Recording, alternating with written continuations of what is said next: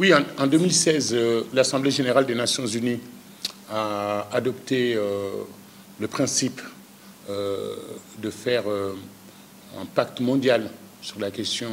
des migrations. Et ce pacte mondial se veut être un pacte pour des migrations sûres, ordonnées et régulières. Et je trouvais que déjà dans l'intitulé, c'était intéressant aujourd'hui qu'on n'aborde pas la question des migrations uniquement sous l'angle de la répression et qu'on arrête de lui adjoindre uniquement des qualificatifs négatifs. Voilà. Il y a un principe qui est qu'aujourd'hui, tout être humain a le droit, où qu'il soit sur cette planète, a le droit à la mobilité, a le droit de pouvoir se déplacer,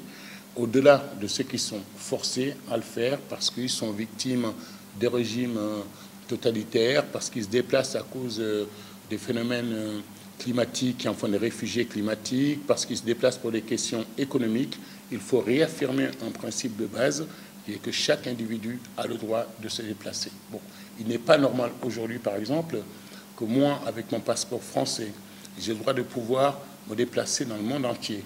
que j'ai le droit d'aller m'établir quasiment partout, et qu'avec mon passeport sénégalais, je ne puisse pas le faire. Donc voilà, je crois que ce pacte est salutaire en cela. Le Conseil de l'Europe l'a salué. La déclaration de New York permet aujourd'hui à ce que Sa Majesté, Mohamed VI, qui est en charge au sein de l'Union africaine, maintenant que le Maroc est partenaire et partie prenante de l'Union africaine, et qui est en charge ces questions migratoires, va réunir donc les 10 et 11 décembre une conférence intergouvernementale pour précisément aborder ces questions et pour aller vers ce pacte mondial.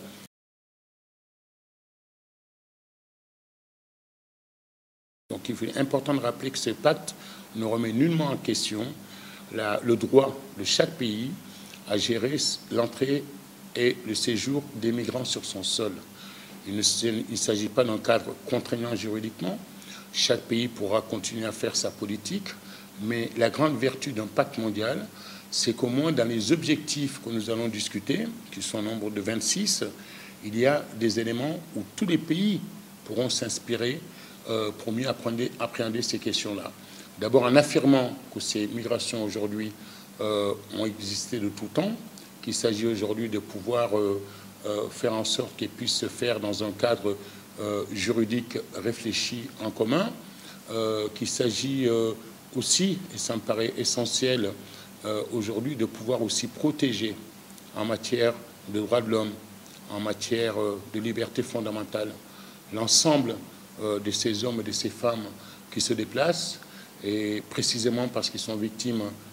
des passeurs, précisément parce qu'ils sont victimes de certaines politiques xénophobes, précisément parce qu'ils sont souvent voilà, les maillons faibles, notamment quand ils viennent des pays du Sud, de ce mouvement migratoire mondial. Il me paraît donc important aujourd'hui que ce pacte mondial fixe à la fois des cadres, des normes sur lesquelles on puisse se mettre d'accord, et notamment en matière de protection des droits aux migrants, en matière et aussi de défense de leur intégrité physique. Nous savons aujourd'hui à quel point il est terrifiant pour des hommes et des femmes de se retrouver sur une route où ils ne savent pas très bien dans quelles conditions ils vont pouvoir se déplacer, ni comment ils vont être accueillis, au-delà de ce qu'ils font par nécessité ou qu'ils sont forcés à le faire. Il me paraît important aussi que cette conférence ait lieu au Maroc. C'est aussi une façon d'affirmer que nous, Africains, nous ne sommes pas indifférents à ces centaines de jeunes qui se retrouvent victimes des violences lorsqu'ils traversent les pays. Je pense qu'il est important aussi que l'on sache que les premiers qui sont affectés émotionnellement par ces centaines de morts en Méditerranée notamment, ce sont les Africains.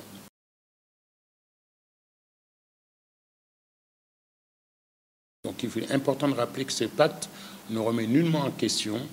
le droit de chaque pays à gérer l'entrée et le séjour des migrants sur son sol. Il ne s'agit pas d'un cadre contraignant juridiquement. Chaque pays pourra continuer à faire sa politique, mais la grande vertu d'un pacte mondial, c'est qu'au moins dans les objectifs que nous allons discuter, qui sont au nombre de 26, il y a des éléments où tous les pays pourront s'inspirer pour mieux appréhender ces questions-là. D'abord en affirmant que ces migrations aujourd'hui ont existé de tout temps, qu'il s'agit aujourd'hui de pouvoir faire en sorte qu'elles puissent se faire dans un cadre juridique réfléchi en commun, qu'il s'agit aussi, et ça me paraît essentiel aujourd'hui, de pouvoir aussi protéger en matière de droits de l'homme, en matière de liberté fondamentale,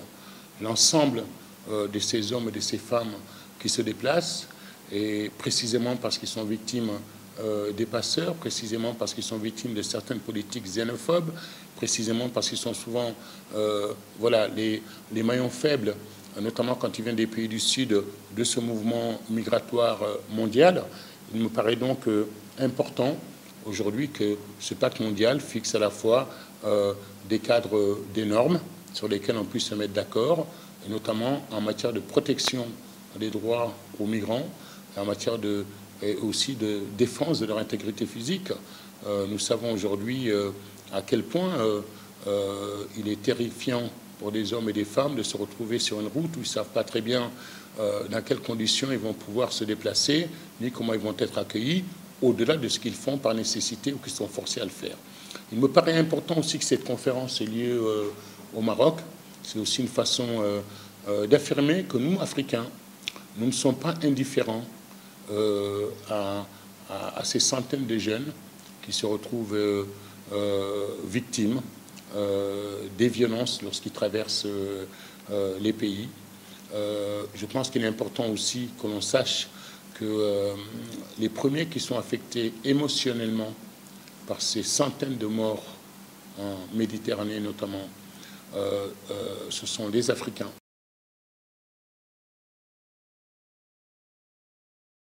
Je pense qu'une des réponses les plus adéquates qui ont été apportées est celle du Sénégal.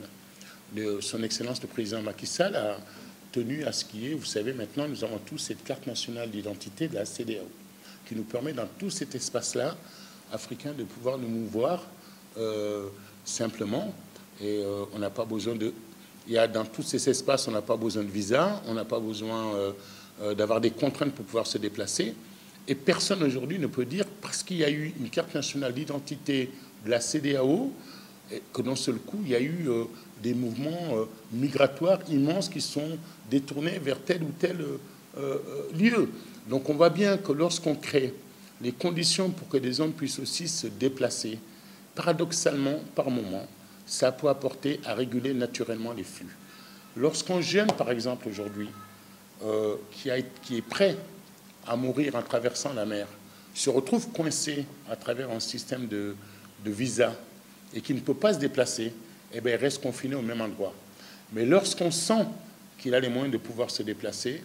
eh bien, peut-être qu'il est contraint de rester à cause des systèmes juridiques, des visas, etc., qui font qu'il ne peut pas sortir dans certains espaces. Peut-être que si on ouvrait un peu plus, en tout cas, l'exemple de la CEDEAO, la carte nationale d'identité impulsée par le Sénégal, qui l'a mis en application, le démontre que ce n'est pas parce qu'on a créé une carte nationale d'identité pour la sous-région que ça a changé d'un seul coup la physionomie des gens qui sont mis à se déplacer, qu'on a eu des flux migratoires qui auraient totalement été inversés et que des gens seraient arrivés massivement. Moi, je plaide, puis qui irait dans le sens de ce qu'on attend des relations humaines, pourquoi pas avoir un passeport africain? Je pense qu'avoir un passeport africain serait une belle réponse par rapport à tous ces hommes qui parlent que de fermeture, d'entre-soi et qui cultivent cette peur de l'autre. Et peut-être que si on élargissait la question de la carte nationale de la CEDEAO et qu'on créait un passeport africain, on verrait que tranquillement, des hommes et des femmes peuvent partir, revenir, contrairement à ce qui existe aujourd'hui lorsqu'on ferme tout.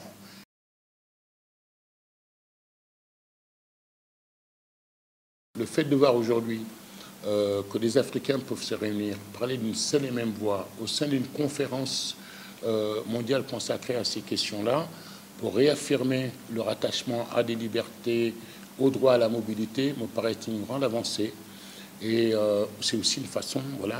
d'affirmer que nous ne sommes pas indifférents à tout ça. Peut-être aussi, quelque part, rappeler que beaucoup de pays africains, depuis très longtemps, accueillent des migrants et que c'est peut-être même dans les pays du Sud, les pays pauvres, qui tendent le plus la main à des réfugiés, à des migrants, et que pourtant, pour autant, ces pays-là ne se transforment pas en des pays où se créent des groupuscules qui se mettent à chasser des migrants. Donc nous avons peut-être, dans un pacte mondial aussi, à apporter une expérience, en savoir-vivre, en partage des biens et un certain rapport à l'individu, à l'être humain, et qui est important, et placer l'homme au centre de toutes ces réflexions, sa dignité est quelque chose d'important. Ensuite, je pense aussi qu'à travers ce pacte, réaffirmer aujourd'hui très clairement qu'il y a une partie des hommes et des femmes qui vont continuer à se mouvoir, à se déplacer. Il est normal que lorsque des pays qui étaient considérés comme des pays du tiers-monde, dont on qualifie aujourd'hui qu'ils sont de pays en voie de développement, dont on sait donc qu'il y a forcément des gens qui, pour avoir accès à plus de recherche, pour avoir accès à un niveau d'éducation encore plus élevé, pour pouvoir accentuer leurs relations dans des jeunes qui travaillent dans des start-up, dans des personnes qui veulent échanger, qu'ils soient des intellectuels, qu'ils soient dans les domaines de l'agriculture, dans les domaines du développement durable, dans la recherche, dans les nouvelles technologies. Il est important qu'il y ait de plus en plus de gens qui se déplacent.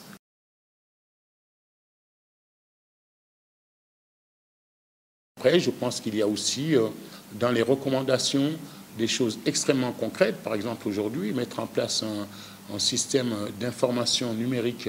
où on puisse expliquer à tout le monde, voilà, comment est-ce qu'on peut partir dans des voies régulières d'immigration, voilà ce qu'on risque de rencontrer sur la route quand on émigre en matière de pièges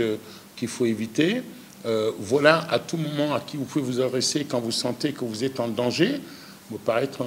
paraissent aussi être des voies sur lesquelles nous allons travailler pendant 2 jours et arriver à ce pacte mondial. Donc je vois qu'il y a quelques pays qui se sont désistés, dont les États-Unis, dont la Suisse. C'est souvent d'ailleurs des pays qui développent ce sentiment où on ne vit l'immigration que sous son angle, en tout cas on le qualifie d'immigration, d'invasion, et c'est dommage, mais il y a à côté de ça énormément d'autres pays du monde entier qui sentent que ces questions-là ne sont pas aujourd'hui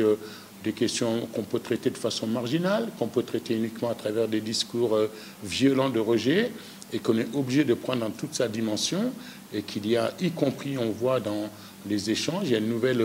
diplomatie dans les échanges, il y a une autre catégorie de gens qui, notamment de ces Africains, qui constituent aujourd'hui dans ces pays en voie de développement une forme de classe moyenne, qui a capacité de pouvoir payer ses déplacements, d'aller se former, d'aller faire former leurs enfants. Et donc, je pense que ça, c'est des phénomènes qu'on ne peut pas occulter à grands coups de phrases racistes, xénophobes, des discours caricaturés sur l'immigration.